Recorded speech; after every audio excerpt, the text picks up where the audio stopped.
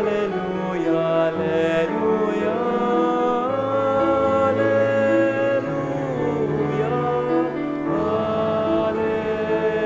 Alleluia, Alleluia, Alleluia. All together, bless the Lord, all you angels, you ministers who do his will. Alleluia, Alleluia, Alleluia, Alleluia,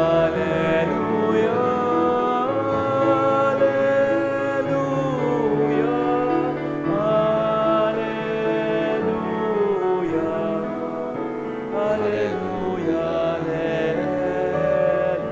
Alleluia.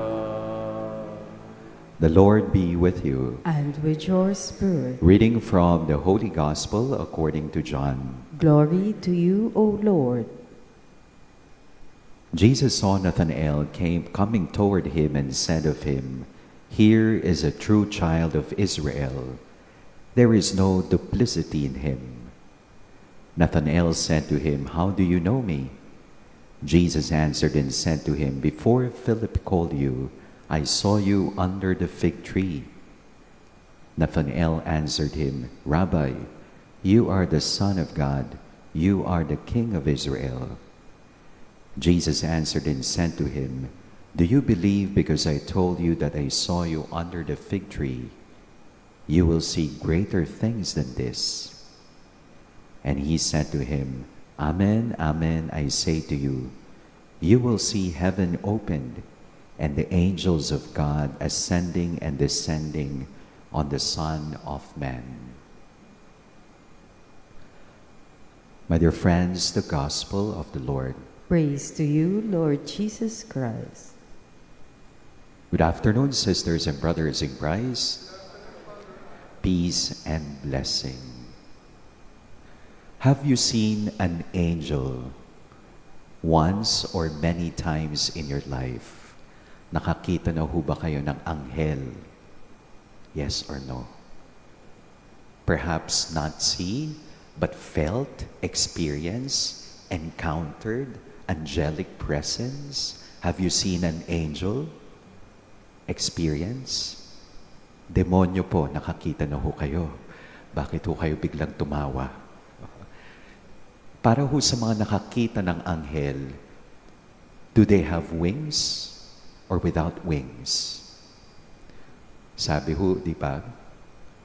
Sometimes the wings of angels are found at the back of the least likely people. Hindi inaasahan ang presensya ng anghel sa ating buhay. One of the earliest prayers that we have learned when we were kids was Angel of God, my guardian dear. And of course, the church assigns a different celebration to that. On October 2, the Memorial of Guardian Angels.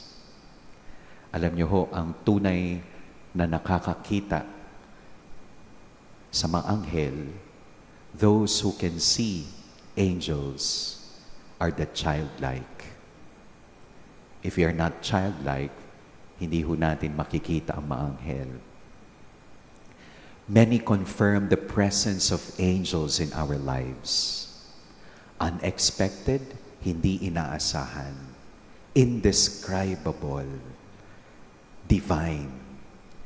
And their presence in our lives fill us with providence, protection, peace. Kuminsan sasabihin natin, ang sarap ng tulog ko, binantayan talaga ako ng anghel. Sino-sino nga ba ang mga anghel? Angels are spiritual creatures. Ibig sabihin walang katawan. Spiritual, intelligent, free, eternal, immortal, and divine. Today we celebrate the chief of the angels of God. According to the tradition of the Catholic Church, meron ho daw siyam na klase ng anghel. 9 choirs of angels divided into 3 triads. The first triad are called to adore and contemplate God: seraphim, cherubim, and thrones. The second triad are called to fulfill the will of God: dominions, virtues, and powers. And the third triad are called to relate, interact with human beings. Doon po daw nabibilang ang mga archangels, angels, and principalities. 3 po yung na-mention na archangel: Michael, Gabriel, and Raphael. Michael, the protector of God, Prince of Peace. And we can find Michael in the book of Daniel, in the book of Revelation, and the book of Jude. Gabriel is the one who announced the good news to Zechariah and our Blessed Mother. And you will find Gabriel also in the book of Daniel and the Gospel of Luke. And finally, Raphael, the healer of God, the exorcist, in the book of Tobit. Ano nga ba ang role ng mga anghel sa ating buhay? Praise, provide, protect, proclaim, and point to God. They do not point to themselves. They always point to God.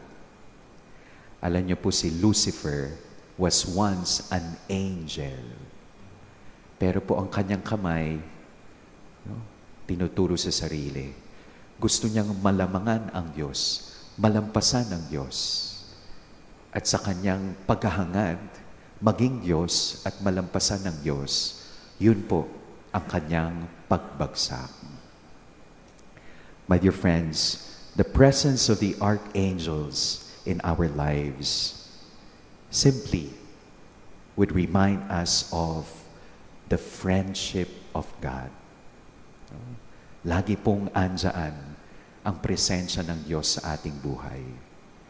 Kung bawat isa po sa atin ay meron pong anghel na naka-assign, ang demonyo rin po siguro. Meron rin pong naka-assign na devils sa ating buhay. Friendship. Ang patnubay, paggabay, pagmamahal ng Diyos sa atin. Second, fighting the good fight. Yun po ang anghel. Ipinaglalaban po tayo ng mga anghel. Laban ho sa kalaban. Alam niyo ho, sabi ho daw, every time we make a decision, there's always the presence of the good spirit and the bad spirit. The bad spirit gives us the false sense of peace. Sasabihin ng demonyo, sige lang, basta nag-e-enjoy ka, basta successful ka, ituloy mo lang yan, hayaan mo na ibang tao. Sasabihin ng good spirit, good angel, huwag kang padalos-dalos sa iyong desisyon. Making a decision may take just seconds, but living out the consequences of such a decision may take a lifetime. Our heart is a battleground between the good and the evil forces. Eventually, we have to make a decision which field of force we should side with. And finally, freedom.